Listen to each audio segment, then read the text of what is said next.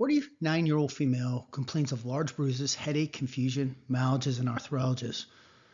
She has low hemoglobin and low platelets on labs. What are some differential diagnoses we could have? How about hemolytic uremic syndrome linked to Shigella toxin, E. coli? DIC, we have a high D-dimer and low fibrinogen if we had follow-up labs.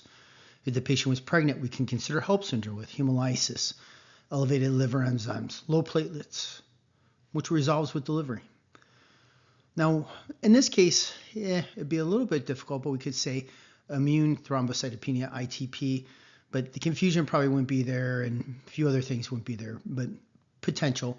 There would be no schistocytes if we did a blood smear. Malignancy can cause this too. This picture, HIV, lupus, and you can always put syphilis in causing this presentation.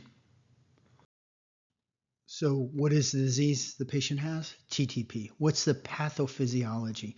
Abnormal activation of platelets and endothelial cells with deposition of fibrin within microvasculature and peripheral destruction of RBCs and platelets. So you have abnormal activation, peripheral destruction, fibrin deposition, and microvasculature obstruction. So let's talk more about TTP. You can also have findings of fever, acute renal failure, neurological findings such as confusion. Well, just think about it. If you have a microvascular obstruction, you can have confusion. You're not getting blood flow perfusion to the brain, along with microangiopathic hemolytic anemia and thrombocytopenia. Most common cause is deficiency in protease Adams 13. That cleaves the high molecular weight multimer of von Willebrand factor. And these multimers bind to the masses of platelets, causing vascular occlusion and thrombocytopenia. Now let's talk about the famous pentad for TTP: renal dysfunction, fever, thrombocytopenia, microangiopathic hemolytic anemia, and neurological dysfunction. This is only in patients, about 5 to 10% of patients will present with the TTP triad. And then the platelet count we're looking at in thrombocytopenia is usually less than 30,000 is what we're looking at. So only about 5 to 10% of patients get this famous board TTP triad. So what are some diagnostic criteria for TTP? Must have low platelets, makes sense.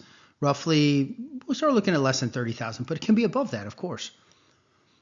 Microangiopathic hemolytic anemia without malignant hypertension or scleroderma renal crisis. So you're ruling these out to get to thrombotic thrombocytopenic PURPA, TTP. Diagnosis. Plasmic score can be helpful. And usually we're looking at here, as we discussed, platelets less than 30,000.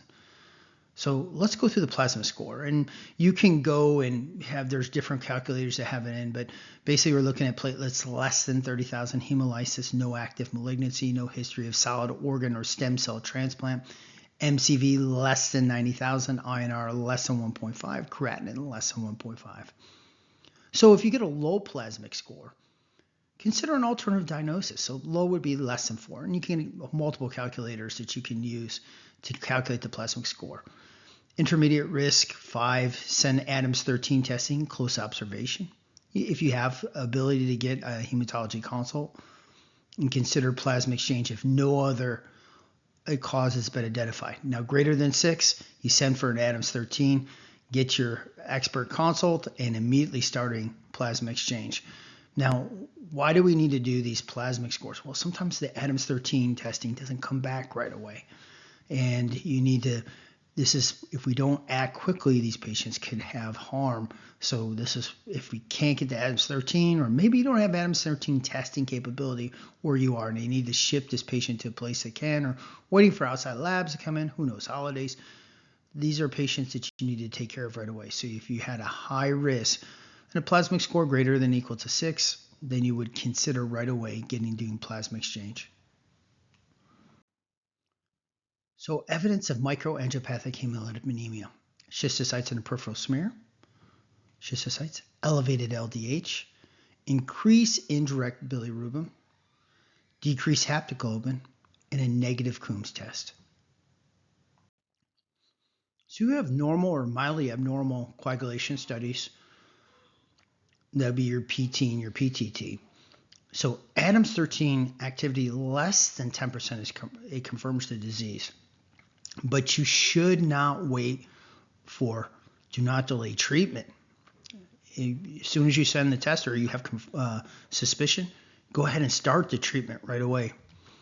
Remember, Adams 13 activity less than 10% confirms the diagnosis, but you should not delay treatment. It's fatal in 90% of cases without therapy. The treatment is plasma exchange.